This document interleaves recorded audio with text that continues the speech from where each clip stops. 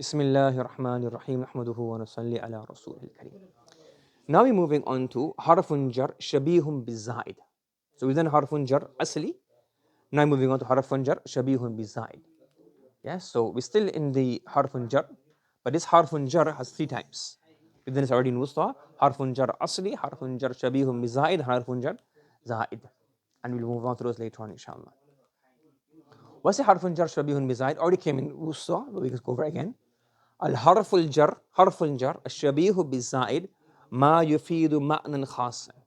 So the حرف الجر, so the حرف الجر أصلي have their own meanings. حرف الجر زائد have only the meaning of تأكيد.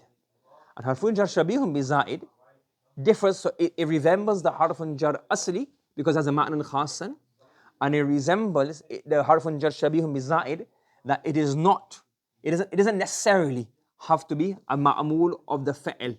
It doesn't have to be معمولا لفعل أو شبه الفعل. It doesn't have to be a معمول of شبه الفعل منسوب معمولا منسوبا. It doesn't have to be the معمول of a فعل أو شبه الفعل. Correct? That's why we call them شبيه بالزائد. The زائد have a resemblance to the زائد in that aspect. Is that clear to everybody? अच्छा. وهو ثلاث. There are three types of حرف جر شبيه بالزائد. Number one, رب. This came already in وسطى. رب أي رب شهوة تورث حزنا طويلا. Many desires. رب the رب has the meaning of كثير. So رب شهوة تورث حزنا طويلا. Many desires cause great grief or long grief. Okay. However, what the new masla is here is I think in وسطى we said it has the meaning of تكثير. In reality, there's an اختلاف from the ulama. What's the meaning of رب? Is it تقليل or تكثير? So there's three possibilities. The real meaning is تقليل, sometimes تكثير. Second possibility is the real meaning is تكثير, sometimes تقليل. The third possibility is it's مشترك. It has two meanings, and the context determines. So we've taken one meaning, which means here. No, I've taken that. It's both of them. لتكثير مجرورها أو تقليلها. It can be for either one of them, and the قرينة تعين المراد. The قرينة, the context will help us determine what the intended meaning of the mutakallim is. That's what we're gonna stick with that. That's what we're gonna say he does. But there's different opinions. You can express it however you want. والقرينة تعين المراد. The context will help us understand the meaning of this. Achha. Regarding rubba, what we have to understand is that rubba, it only comes sadrul kalam. The other harf in jar can come anywhere, beginning and middle. This only comes in sadrul kalam. But one thing that can come before it is the particle harf nida, ya.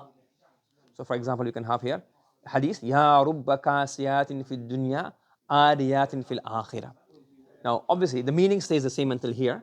What do you think the meaning ya adds on to it? So rubba kasiyatin fi dunya, there are many women who are kasiyah, clothed in the dunya, but they will be naked on the day of qiyamah. So meaning it can have different possibilities. Simply is you have clothes in the dunya, but because of not having faith, because of not having good character, you end up being naked in the hereafter. And you do that tafsir later on in the books of hadith. The word ya, what do you think the word ya means? What flavor does it add on? What element does it add on? Anybody can give a guess?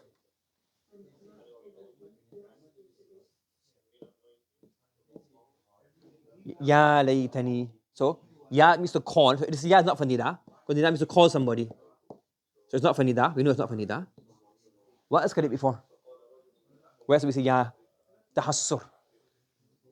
So we can say add this note inshallah. Add this note inshallah in the faida. The faida, we add in this faida inshallah. Yes, please add it. So tufidu ya هذه يا تفيد يا الداخلة على رب معنى تحسر. So it's not only given a statement, it's given a statement in terms of emotion, that this is such a regretful thing. يا رب كاسيات في الدنيا عاريات في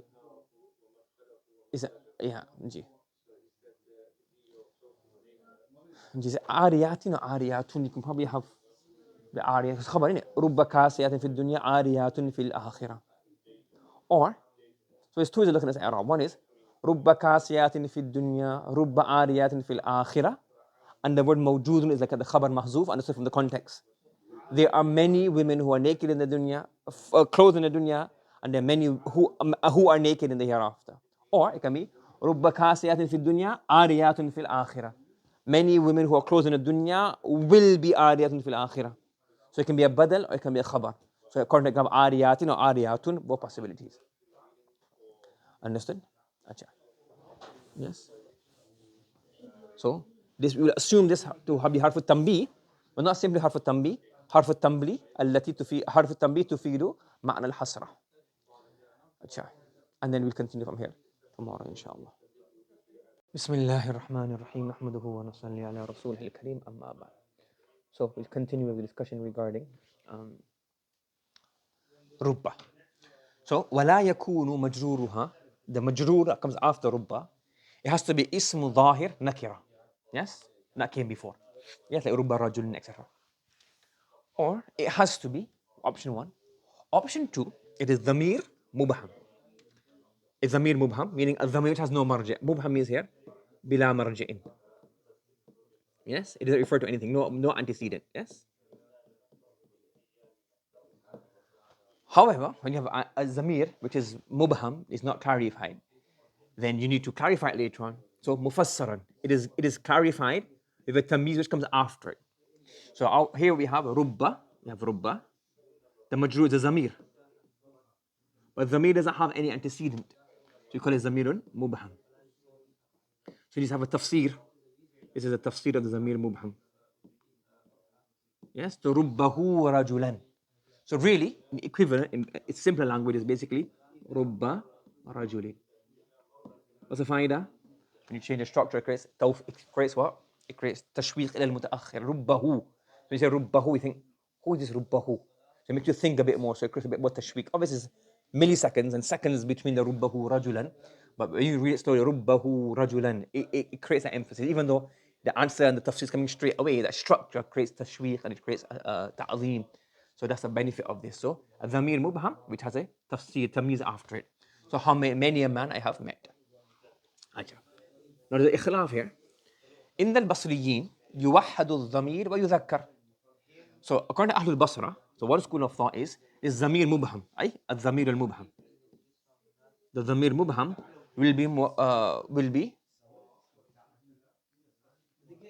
will always remain, yuwahhad, it will always remain mufrad, singular, and always mudhakkar. So like we have here, rijalan is plural, is jama'. Nisa'an is mu'annath. But despite this, the zamir remains rubbahu. They say no, the rubbahu does not change. Correct?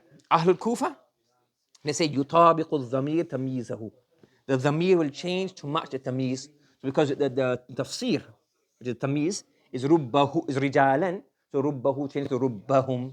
And rubbahunna nisa'an laqituhunna. How many women and how many men I have met. So this is ikhlaf regarding the two schools of thought regarding how we look at that dhamir mubham. Acha. Okay. Now another masla is Al-Ghalibu an takuna majrooruha mawsoofan. Usually the majroor which comes after the rubba is going to mawsoof and have a sifa after it.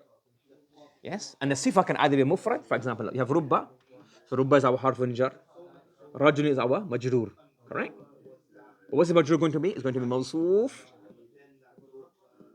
This becomes a nat. Sorry, mawsoof sifa or man'ut nat, same thing, man'ut nat. Correct? So now is the sifa the mufrad. Is that clear to everybody? Yes? And then laqituhu becomes the khabar. Or it can be a nat via jumla. Rubba rajulin yaf'alul khair. Nakira followed by a sentence becomes the jumla. That now becomes the nat. So nat can be either mufrad or nat can be a jumla. Next masla we have here, we're saying here, وَيُزَادُ مَا الْكَافَةُ عَلَى رُبَّ فَتَكُفُّهَا عَنِ الْعَمَلِ. What will have? We will have ma al-kafa. It came already in Wusta, the ma stops the amal. Can enter onto rubba, and as a result, it will stop rubba, fatakuffaha, it will stop rubba from doing amal. وَيَدُلُّ عَلَى تَكْثِيرِ الْفَعْلِ وَتَقْلِيلِهِ أو تَقْلِيلِهِ. So normally what do we have? When rubba comes on a noun, it shows that very few men or a lot of men. Rubba rajulin, many men I have met. Rubba nisa'in, many women I have met. So the taqfir and the taqleel is munsab, is focused on the ism. However, when the rubba comes with ma'al kafa, it can enter onto the fa'il. And when it comes onto the fa'il, then the tawajjuh and the objective of and the focal point, the maqsood of the rubba is taqleel and taqthir of the fa'il, not of the ism. For example, ربما يصوم زيد. So it's not doing taqleel and takthir of the zayd, it's doing taqleel or takthir of the yasumu.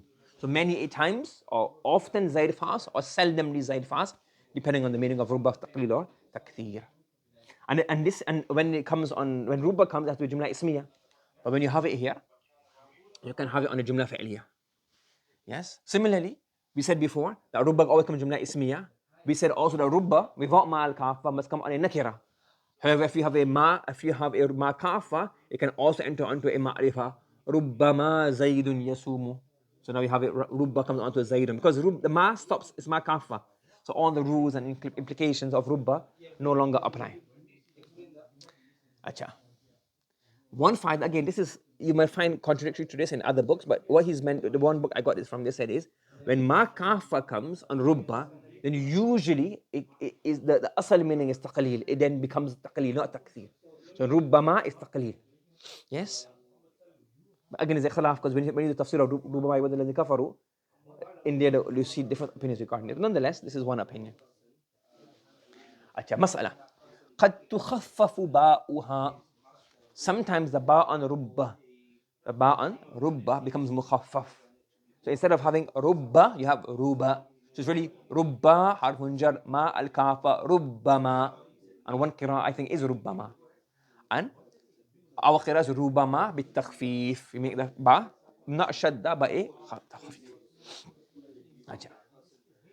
Next masla is sometimes قد تحذف ربة. You can remove ربة ويبقى عملها بعد الواو كثيرا وبعد الفاء قليلا. You can remove the rubba, but the jar, the amal, meaning the majrur word, the word after the word remains majrur. And what will happen? It will come after the waw or after the fa, but mostly comes with waw. This is now, what's the example here? This is the example here. وَلَيْلٍ. Now, وَلَيْلٍ كَمَوْجِ الْبَحْرِ. It could, now because it's majrur, what can it be? It can't be harfu atf, it becomes sentence. So it can either be qasam or it can be rubba. But because it's nakira, you don't normally take a qasam on a nakira. So that kind of gives you indication it's going to be rubba. So walaylin, many nights. Acha. Do you understand so far? I'll go back up to the top here. So one opinion is, we said here, one opinion is the wow, the rubba is dropped, and what happens now? The amal remains. The other opinion is the wow huwa al-jaru bima'na rubba. Again, this is basically how you phrase it. It makes no difference in terms of the ruling. Some say no, rubba is not mahzuf. Wow has the meaning of bima'na rubba. Actually, wow has the meaning of rubba. Because of wow meaning rubba, wow is the amil. So it doesn't make a difference really. Just how you phrase it. Correct? And then وهل العامل الواو الربا المقدرة فقولان. Are you going to say واو is the عامل, واو معنى ربا محذوف is the عامل? It just, again, Arab spoke this way, and then the Nuhat later on is trying to codify everything, and sometimes codification gets a bit tedious. So it's either way is fine. What's the meaning of the poem? وليل كموج البحر. Somebody asked, what's the meaning of كموج? كموج بمعنى فأول. It's not كموج, it's كاف حرف جر. وليل كموج البحر. And many nights, like the waves, like the wave of the ocean. Arha sudulahu. It has arha, it has drawn, like a curtain, it has drawn its veils, or it's drawn its things upon me. Alayya bi anwa'il humumi liyabtaliya. It has veils upon me with different types of griefs and worriances and grievances. Liyabtaliya, so that this case, it can test me. So it's a poem from, I think, I'm not sure who it's from, one of them, from very early, before Prophet some time. So the istishhad is here, وَلَيْلٍ. Acha. Next masla. إِذَا وَقَعَتْ مَا. You have ma. بَعْدَ min. What do you have now? You have ma after min. You have now mimma. Now obviously, mimma is normally can be used as a harfun jar followed by ma, mawsula, etc. But in certain structures from the context, you can tell that this mimma is not jar majroor. It actually has the meaning of rubba. What does it have? Has the meaning of rubba. For example, in the beginning of Bukhari, there's a riwayah from of one in riwayah in this says, كان النبي صلى الله عليه وسلم مما يحرك شفتيه.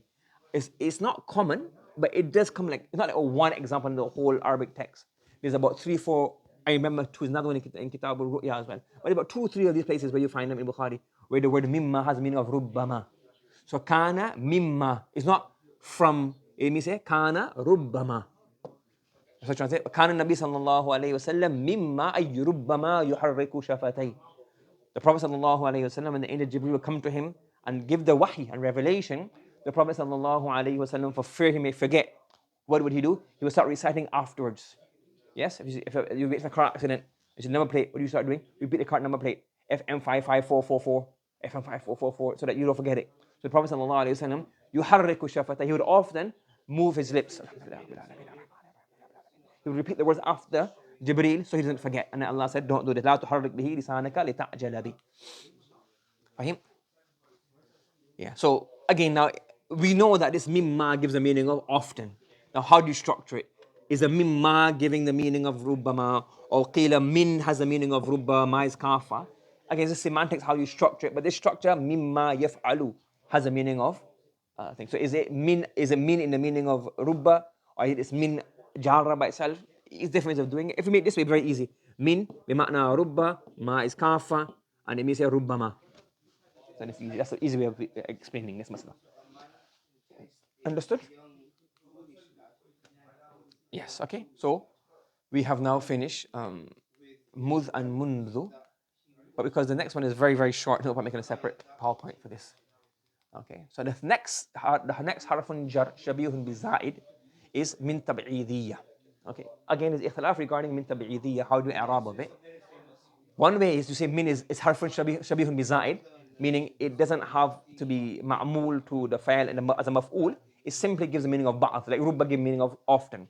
So وَلَقَدْ جَاءَكَ مِن نَبَإِ الْمُرْسَلِينَ أي بَعْضُ نَبَإِ الْمُرْسَلِينَ. It doesn't have the muta'alliq to anything. The jar, just ignore, not ignore it, but meaning in Arab, لَقَدْ جَاءَكَ نَبَأُ الْمُرْسَلِينَ أي بَعْضُ نَبَإِ الْمُرْسَلِينَ. So min means some. Then in Arab, you can say it's harfun jar shabihun biza'id. You don't have to make it a maf'ul slot of anything. So this naba, min naba'il, so you can say shabihun biza'id. Naba is then majrur lafzan. It's majrur lafzan. Marfu'un mahallan, because it's fa'il of ja'aka. That's one way of doing it. So وَلَقَدْ جَاءَكَ بَعْضُ نَبَإِ الْمُرْسَلِينَ. So naba means news, hidden news, unknown information.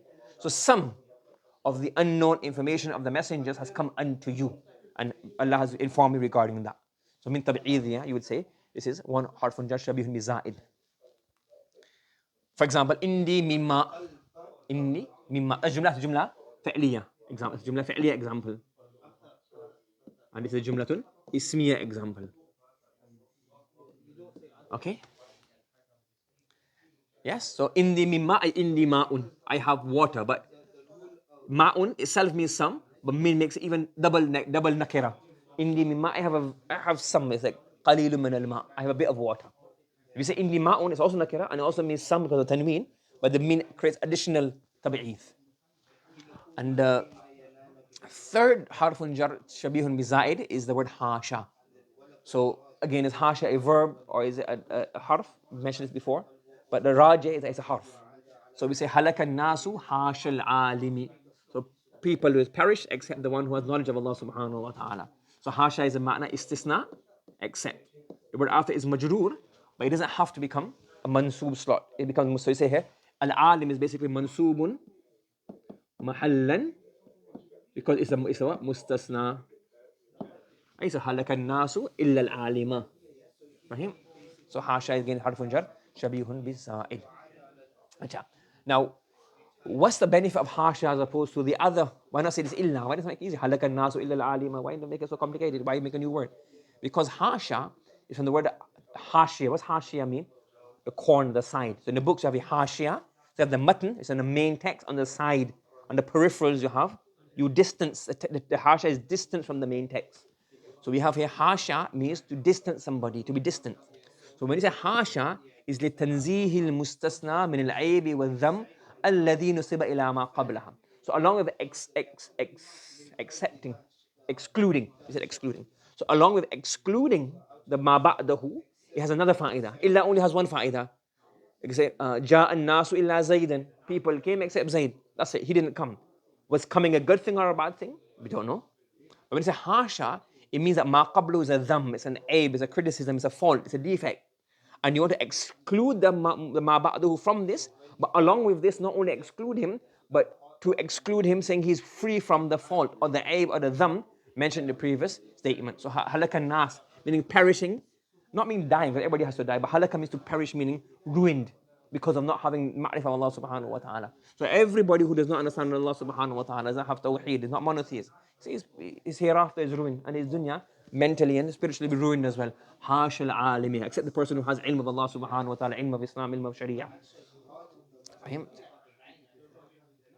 Then we have kaf. The last fa'idah is harfun jar kaf. اختلفوا في الكاف. Is kaf, so just shadda here, please add a shadda on.